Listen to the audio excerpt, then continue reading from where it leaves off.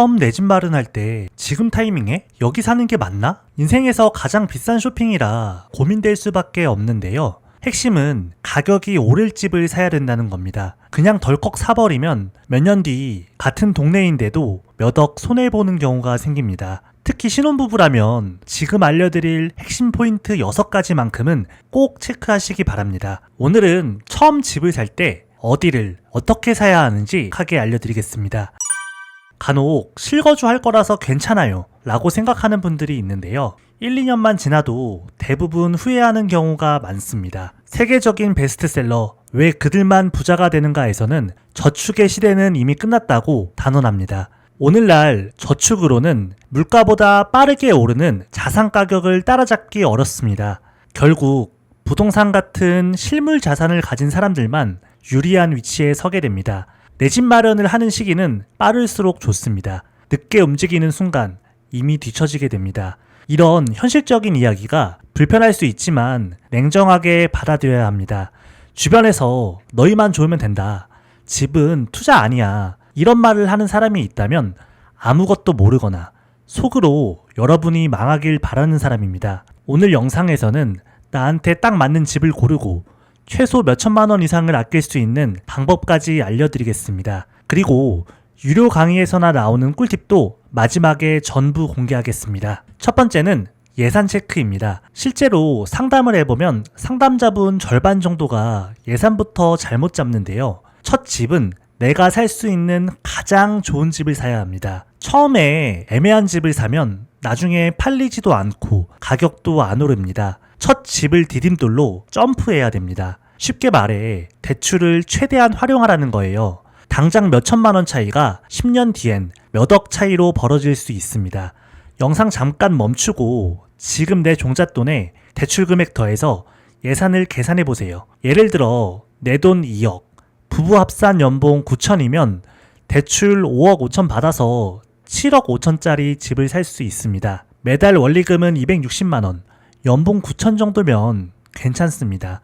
금액은 대출 정책과 금리에 따라 변동될 수 있는데요. 하지만 대출 한도는 앞으로 계속 줄어들 확률이 높습니다. 즉, 기회의 문이 닫히고 사다리는 끊어지고 있습니다. 대출 많이 받는 게 위험하지 않나요? 이렇게 물어보실 수 있는데요. 오히려 대출을 조금 받는 게 더 위험합니다. 지금은 나라에서 연끌도 못하게 막아놨고 한 달에 50만 원 정도 저축만 가능해도 충분히 버틸 수 있습니다. 코로나나 금융위기 같은 블랙스완 그리고 정부 정책 변화에도 경제적 에어백 역할을 하거든요.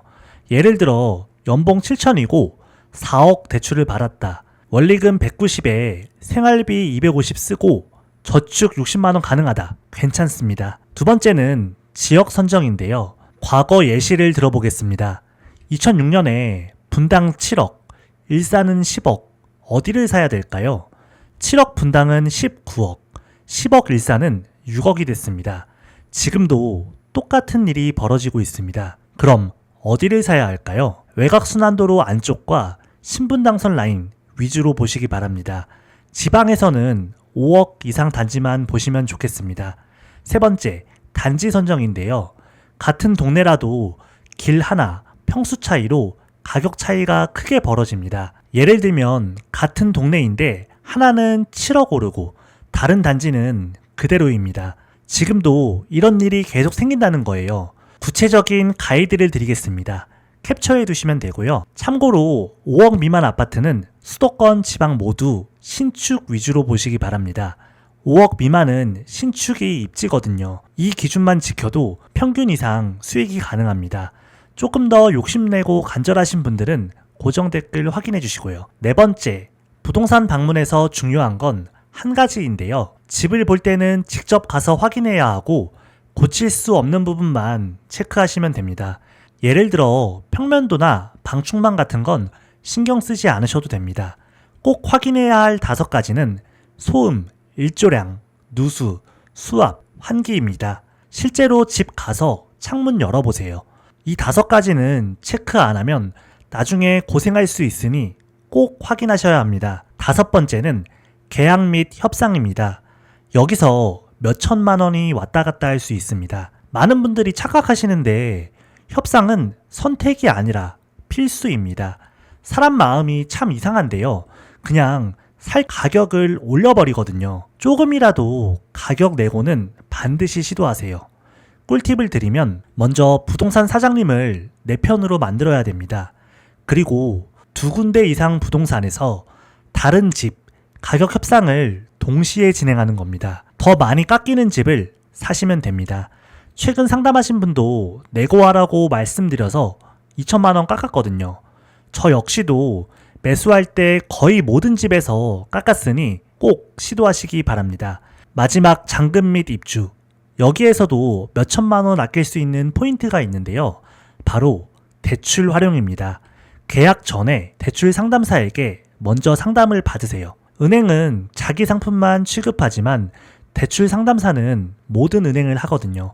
물론 가끔 은행이 더 유리한 경우도 있습니다. 특히 처음 내 집 마련 시에는 대출 한도와 금리가 유리한 경우가 많습니다. 한 달에 20만 원만 아껴도 40년이면 거의 1억 원 절약이 가능합니다. 대출뿐 아니라 계약, 세금, 인테리어 등 추가 비용 절약 팁도 뒤에서 조금 더 말씀드리겠습니다. 지금까지 말씀드린 내용은 처음 내 집 마련하시는 분들께 꼭 필요한 핵심 포인트입니다. 이 정도만 들어도 이렇게 하면 되겠다. 계획이 정리되는 분도 있을 거예요. 하지만 아직 막막하다거나 정말 제대로 내 집 마련을 하고 싶은 분들은 고정 댓글 참고해서 상담 신청해 주시고요. 원하시는 분만 제가 함께 방향 잡아드리고 시행착오를 줄여드리겠습니다. 지금 말씀드릴 내용이 진짜 찐으로 중요한 내용인데요. 지금 내 집을 사야 될까? 고민하는 분들이 많은데 1주택은 선택 과목이 아니라 필수입니다. 부동산 투자를 하라는 게 아니라 생존을 위해 매수해야 한다는 의미입니다. 인플레이션 방어와 노후 대비에 직결되거든요. 남들은 다 차 타고 가는데 혼자 뛰어가면 뒤처집니다. 무주택은 후진, 1주택이 중립입니다. 물론 다른 투자 방법도 있지만 자산을 불리는 순서가 있습니다. 지금처럼 저금리에 통화량이 늘어나는 시대에서는 레버리지 활용이 필수입니다. 대출을 잘 쓰는 것이 핵심이고 사실 대출 레버리지의 끝판왕이 부동산이거든요. 요즘 사람들이 적극적으로 활용하니 정부에서도 규제로 계속 막는 상황입니다. 특히 지금은 내 집 마련만 제대로 해도 장기적으로 인생이 바뀔 수 있습니다. 이게 가능한 이유는 레버리지와 비과세 혜택 덕분입니다. 저는 증권업계에서 일하지만 부동산은 주식과 다릅니다. 화장실 따로, 현관 따로 살 수 없기 때문에 자연스럽게 몰빵하게 됩니다. 거기에 대출 레버리지를 활용하면 수익 규모가 주식과 비교하기 어렵습니다. 물론 주식을 정말 잘하면 상관없지만 주식으로 지금까지 충분한 수익을 못 냈다면 내 집 마련이 가장 안전하고 확실한 방법입니다. 주식으로 1, 2억 벌었다고 해도 그건 운이 좋아서 아직 안 되는 걸 수도 있거든요. 주변을 보면 부동산으로 돈 번 사람이 주식보다 훨씬 많습니다. 또 한 가지 중요한 점은 비과세 혜택입니다. 12억까지는 양도세가 없습니다. 월급이나 알바비에도 세금이 붙는데 국가가 허락한 특별한 혜택입니다. 이 덕분에 몇 억의 세금을 아끼고 장기적으로 자산을 쌓는 디딤돌이 됩니다. 결국 부동산은 살 때만 잘 사고 그 안에서 행복하게 살면 됩니다. 참고로 부동산 사장님들 말만 믿고 사지 마세요. 그분들은 수익을 내주는 게 아니라 거래 수수료를 받는 게 목적입니다. 나쁘다는 게 아니라 그게 직업이거든요. 앞으로 양극화는 더 심해질 거고 인구 구조도 변하고 있습니다. 그래서 집을 살 때 정말 잘 골라야 됩니다. 지금 수도권 대부분과 지방 주요 지역은 공급이 부족합니다. 몇 년 뒤에는 지금 가격이 추억이 될 수 있습니다. 서울에 10억짜리 집이 있었다고? 이런 얘기를 하게 될 겁니다. 내가 살 수 있는 가장 좋은 집을 사세요. 돈 남기지 말고 집만큼은 최대한 사치를 부리세요. 수도권이나 지방 모두 마찬가지입니다. 지금 바로 행동하시기 바랍니다. 각자 상황이 다르기 때문에 많이 물어보는 질문과 꿀팁을 말씀드리겠습니다. 먼저 계약서나 등기부 등본은 부동산 사장님한테 물어보시면 됩니다. 여기서 중요한 포인트는 가계약금 입금 전에 계약 조건이나 협상을 전부 끝내야 한다는 점입니다. 복비도 마찬가지고요. 가계약금 넣는 순간 협상은 끝납니다. 그리고 집값 말고 부대 비용도 미리 확인해야 하는데요. 큰 비용으로는 취득세, 복비, 인테리어 비용이 있습니다. 예를 들어 10억짜리 집을 사면 취등록세가 대략 3,700 정도 들어갑니다. 복비는 550만 원 정도입니다. 복비랑 법무사 비용은 일부 협상이 가능합니다. 인테리어는 30평대 기준 도배 장판만 하면 500에서 울수리하면 3,000만 원 정도 들어갑니다. 같은 퀄리티라도 잘 알아보면 몇백만 원 정도는 절약 가능합니다. 그리고 대출 받을 때 중요한 건 대출 금액입니다. 금리는 갈아타기도 할 수 있거든요. 중요한 건 집값이 아니라 KB 시세 기준으로 대출이 나옵니다. 예를 들어 LTV 80% 기준이면 KB 시세에 10억짜리 집을 사면 8억까지 대출이 가능합니다. 만약 집을 10억 5천에 샀더라도 KB 시세 기준으로 8억까지만 나옵니다. 마지막으로 많은 분들이 집 살 때 대출을 조금만 받으면 안 되나요? 라고 물어보시는데요. 앞에서 말씀드린 것처럼 대출을 많이 받는 것도 능력입니다. 활용해서 최대한 좋은 집을 사야 됩니다. 집은 좋은 것부터 순서대로 오르기 때문입니다. 같은 동네라도 애매한 집을 사면 돈을 모아도 나중에 갈아타기가 어렵습니다. 물론 돈이 부족하면 모으는 게 맞지만 1억 이상 모았다면 집부터 사는 걸 추천합니다. 개인 상황에 따라 다를 수 있지만 가장 안전하고 확실한 방법입니다. 집을 들고 있다는 이유만으로 연봉보다 더 큰 돈을 벌 수 있습니다. 예전에 저도 열심히 돈을 모아서 처음 집을 샀던 기억이 있습니다.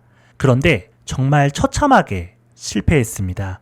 당시 평생 모았던 2억 정도를 손해봤습니다. 정말 막막하고 몇 달 동안 잠도 제대로 잘 수 없을 정도로 절망적이었거든요. 정신 차리고 복귀를 해보니 처음인데 혼자 모든 결정을 내리다가 그 사단이 났던 겁니다. 여러분은 저 같은 실수를 진심으로 하지 않도록 방법을 알려드리겠습니다. 집 살 때 주변에 부동산으로 성공한 사람이 있다면 꼭 물어보세요.